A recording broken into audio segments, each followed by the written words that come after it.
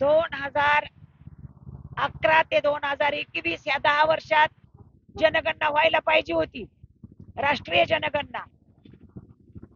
21 ला जनगणना होईल असं गृहीत धरून देशातल्या सगळ्या ओबीसी संघटनांच्या प्रतिनिधींनी ओबीसीची जनगणना झाली पाहिजे या होणाऱ्या जनगणनेत असा प्रयत्न केला. देश पातळीवर अनेकदा आंदोलनं केली, जंतर मंतरवर बसले, मोर्चे काढले, निदर्शनं केले, पण तसं काही झालं नाही. जनगणना आता 2026 ला होते. आम्हाला वाटलं 26च्या जनगणनेत प्रधानमंत्री आमच्या जनगणनेबाबत काहीतरी कॉलम टाकतील, परंतु त्यांनी तो कॉलम टाकलेला नाही. फक्त SC ST चीच जनगणना नेहमीप्रमाणे त्यांनी करायचा निर्णय घेतलेला आहे. आमची विनंती आहे आजच्या आंदोलनाच्या माध्यमातून की पंतप्रधानांनी आणि त्यांच्या सगळ्या सहकार्यांनी भारतामध्ये ओबीसीला मोजलं पाहिजे. 1931 ला मोजलं होतं इंग्रजांनी, त्याच्यानंतर पुन्हा ओबीसी किती आहे ते कुणालाही कळायला मार्ग नाही.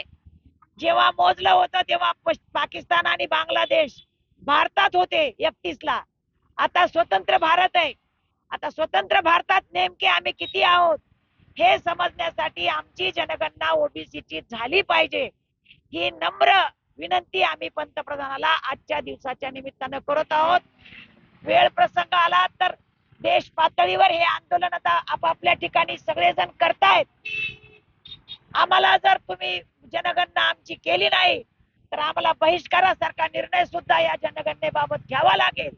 अशा प्रकारचं आव्हान मी पंतप्रधानाला करते आणि थांबते. ओबीसीची जातक न्याय जनगणना व्हावी यासाठी सातत्यानं देशभर आंदोलन करण्यात आले होते आणि केंद्रातून पंतप्रधानांनी सांगितलं होतं की ही जी होणारी जनगणना आहे या जनगणनेत ओबीसीचा कॉलम टाकून आम्ही ओबीसी जनगणना करू. परंतु 2026 ला जी ओबीसी जनगणना होत आहे यामध्ये SC ST चा कॉलम टाकलाय आणि ओबीसीचा कॉलम त्यांनी वगळलेला आहे. म्हणून आज केंद्रात जरी पंतप्रधान ओबीसीचे असले आणि त्यांनी ओबीसीची दिशाभूल केली, त्यामुळे आम्ही या ठिकाणी त्यांचा पहिला सर्वप्रथम जाहीर निषेध करतो. आणि येणाऱ्या काळात जर त्यांनी ओबीसीचा कॉलम टाकला नाही त्याच्यात तर निश्चितच महाराष्ट्र नाही तर पूर्ण देशभर यासाठी आंदोलन आम्ही उभा करणार आहोत. आणि निश्चितच जसं स्वर्गीय गोपीनाथरावजी मुंडे साहेब असतील, भुजबळ साहेब असतील, समीर भुजबळ असतील, यांनी सातत्याने देश पातळीवर ओबीसी जनगणना व्हावी यासाठी वारंवार मागणी केली. आज आदरणीय सुशीलाताई मोराळे यांच्या नेतृत्वाखाली सर्व ओबीसी संघटना या ठिकाणी एकत्र येऊन जिल्हाधिकारी यांच्या समोर धरणे आंदोलन करतात. ही सुरुवात आहे आणि याचं स्वरूप जर लवकर यांनी जर त्यात दखल न घेता आणि कॉलम जर वाढवलं नाही तर याचं व्यापक स्वरूप तुम्हाला नक्की दिसणार. लोकसंख्येची जे जनगणनेचा जे टप्पा आहे तो दुसरा टप्पा आहे. म्हणजे साधारण पुढच्या फेब्रुवारी महिन्यामध्ये प्रत्यक्ष जातनिहाय म्हणजे लोकसंख्येच्या जनगणनेची सुरुवात होणार आहे.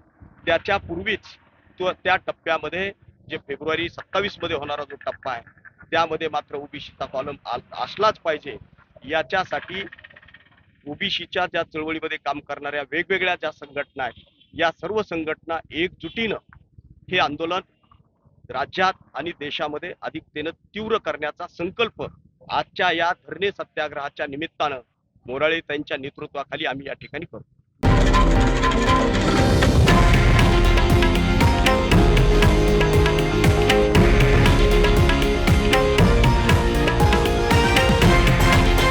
हे आहे देशातील नंबर 1 न्यूज नेटवर्क आणि आपण पाहत आहात TV9 मराठी, एकमेव.